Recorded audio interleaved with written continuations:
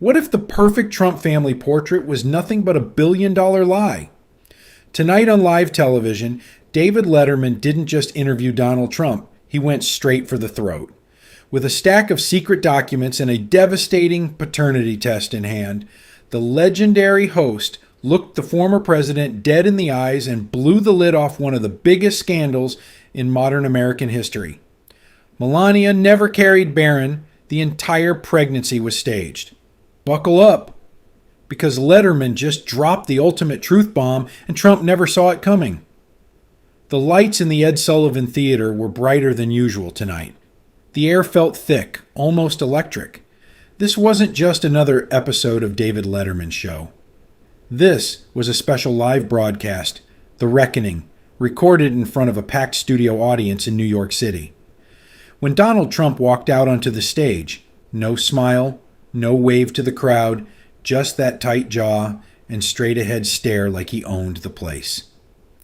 He dropped into the chair across from David Letterman without a single hello and jumped right in, voice low and sharp.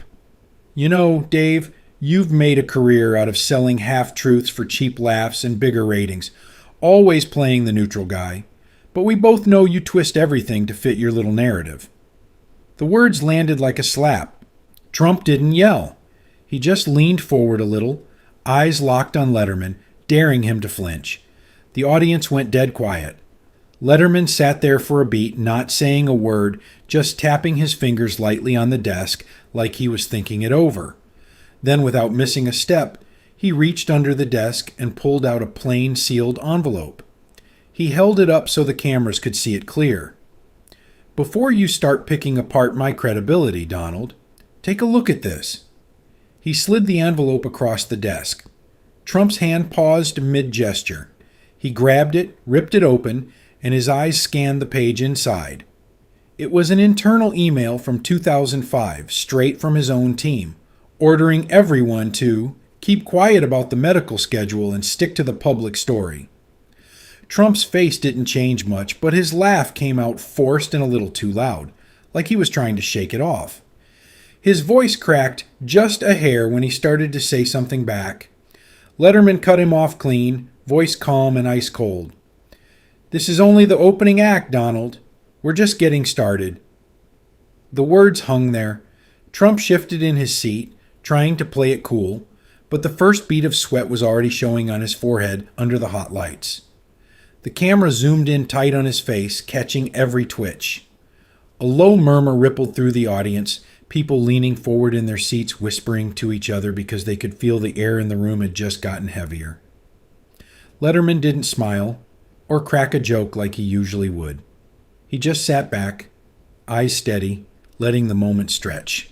Trump crumpled the email in his fist for a second before tossing it down, still trying to laugh it off. But the laugh sounded thinner now. The studio audience was buzzing louder, phones already coming out even though they weren't supposed to. Letterman glanced at the monitor just off camera, then leaned over and whispered quick to his producer in the earpiece, voice low enough that only the mic picked up the edge. Get tape 1 ready.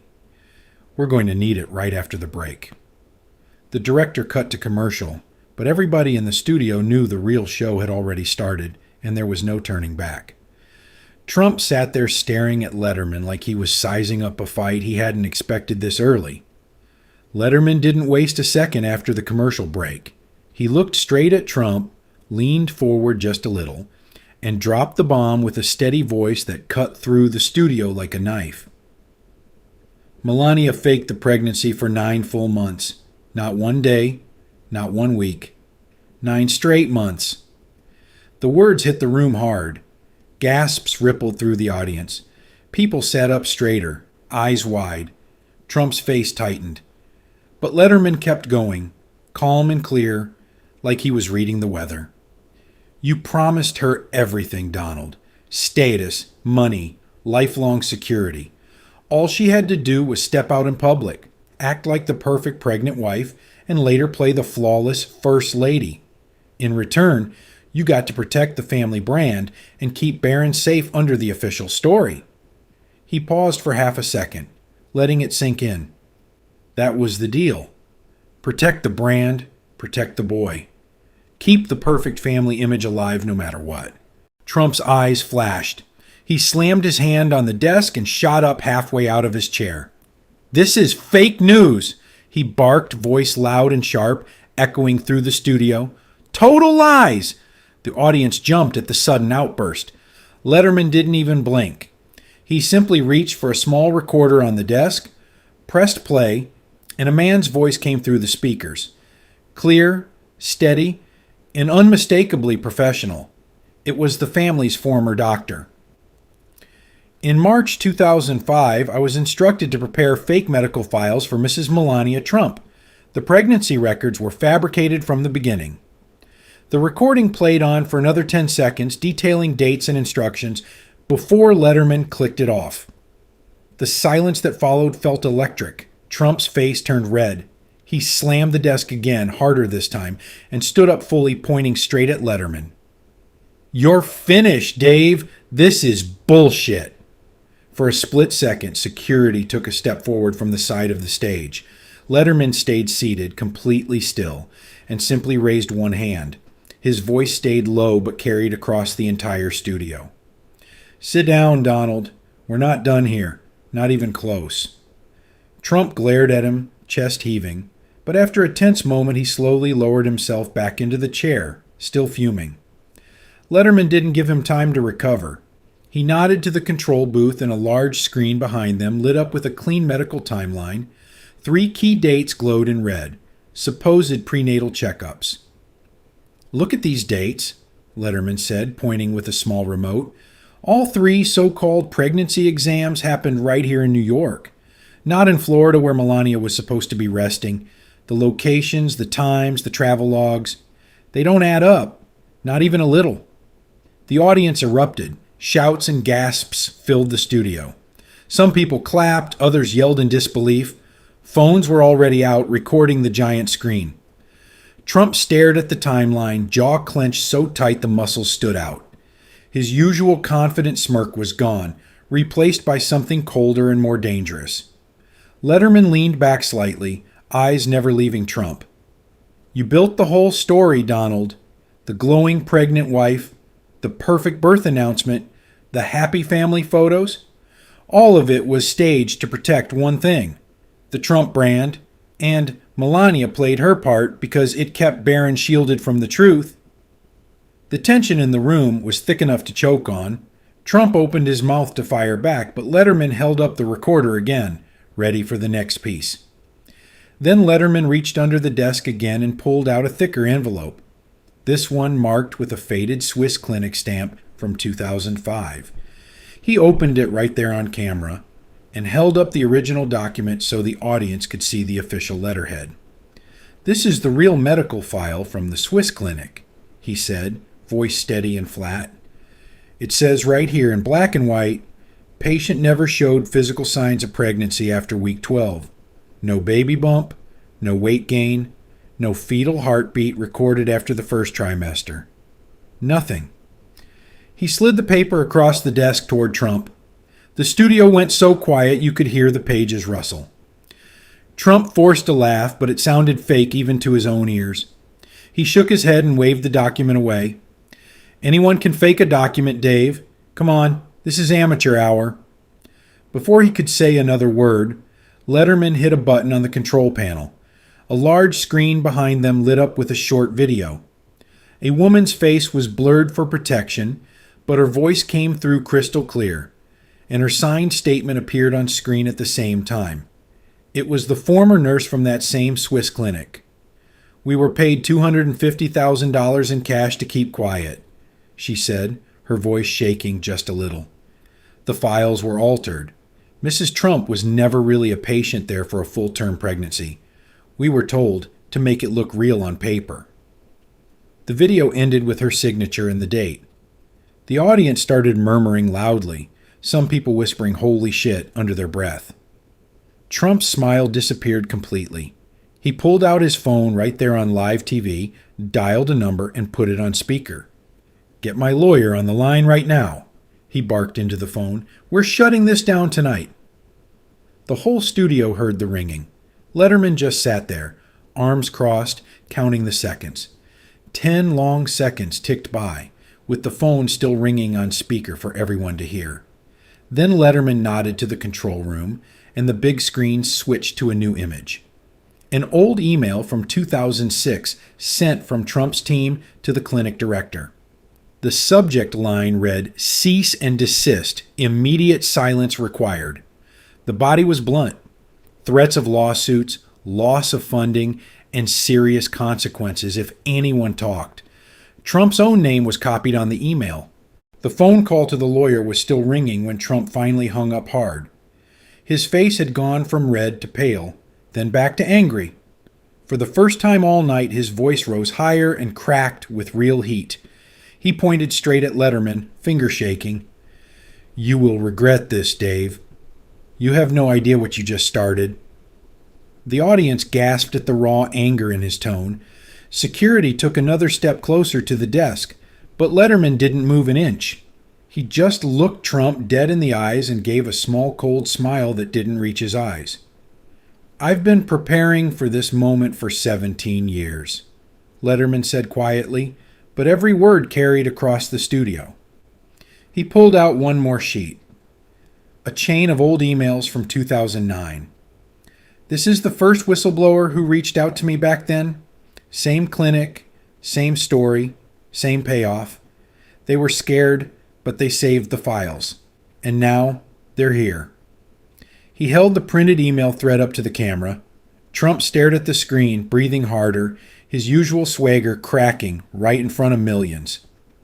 The audience was buzzing louder now, some clapping, some shouting in shock. The tension in the room felt like it could snap at any second. Letterman leaned forward slightly, eyes locked on Trump. "You can call all the lawyers you want, Donald, but the paper trail doesn't lie. And we still have more to show." Letterman didn't even give Trump time to catch his breath.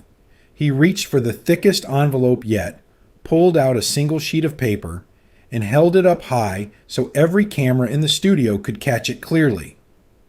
"This is the real deal," he said, his voice calm but cutting. "An unredacted paternity test, 99.9% certainty. Barron's biological link runs through Ivanka's line, not Melania." The words dropped like a hammer. The audience froze.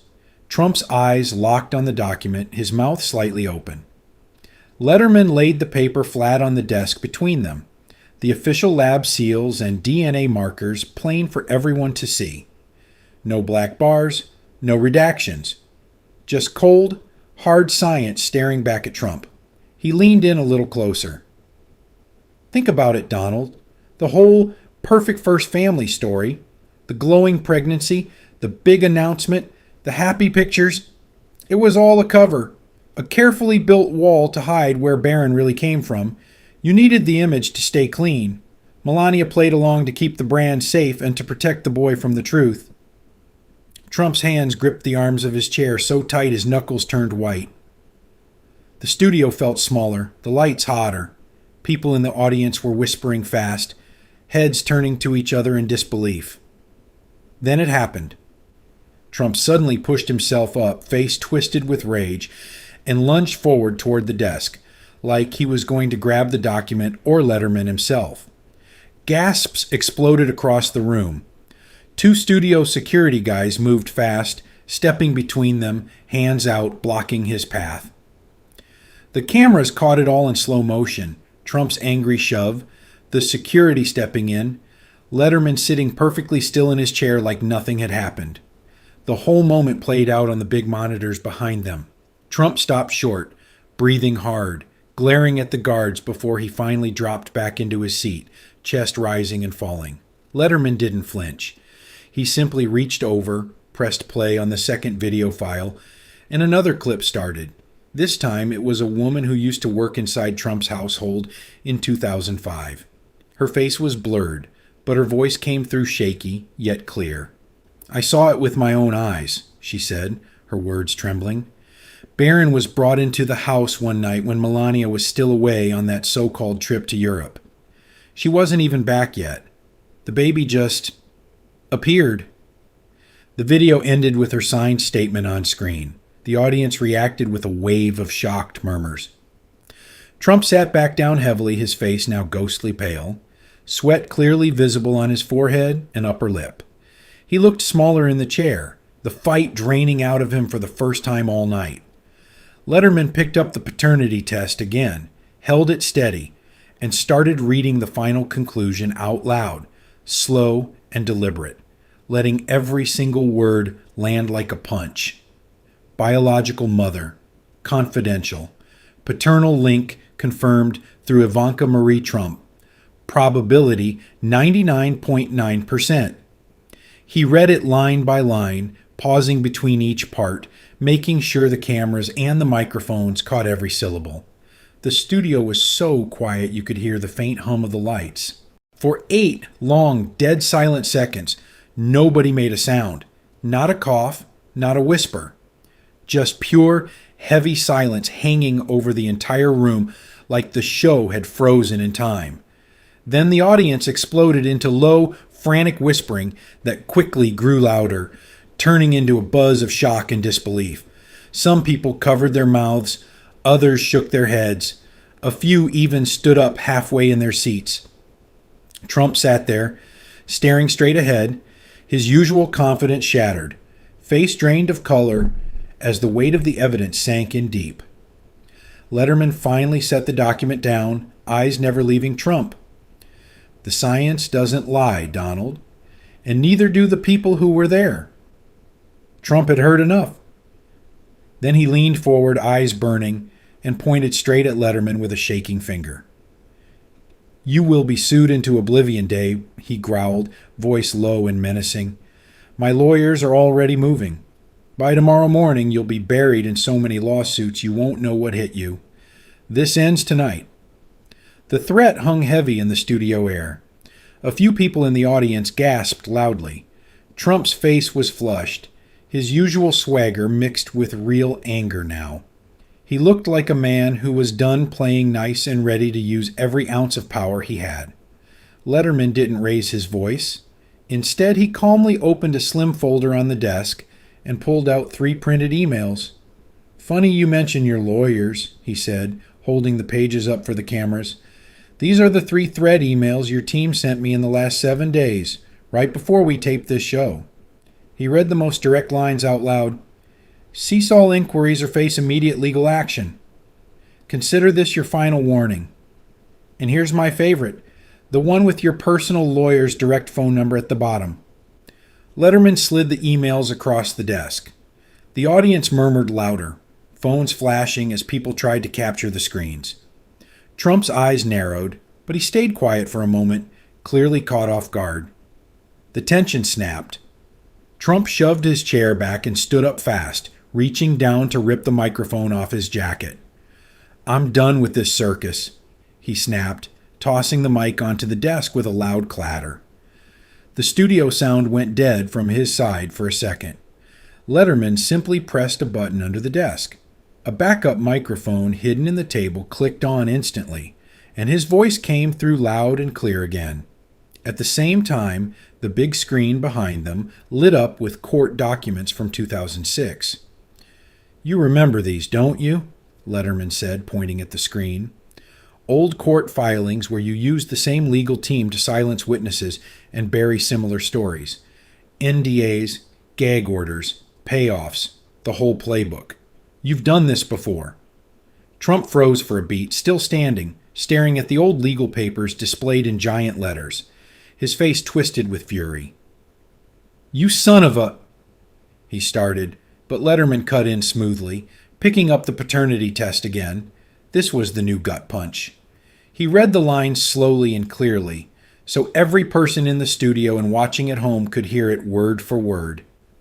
Biological mother listed as confidential. Payment trail leads directly to Ivanka's trust fund. Wire transfers dated April 2005, totaling $400,000.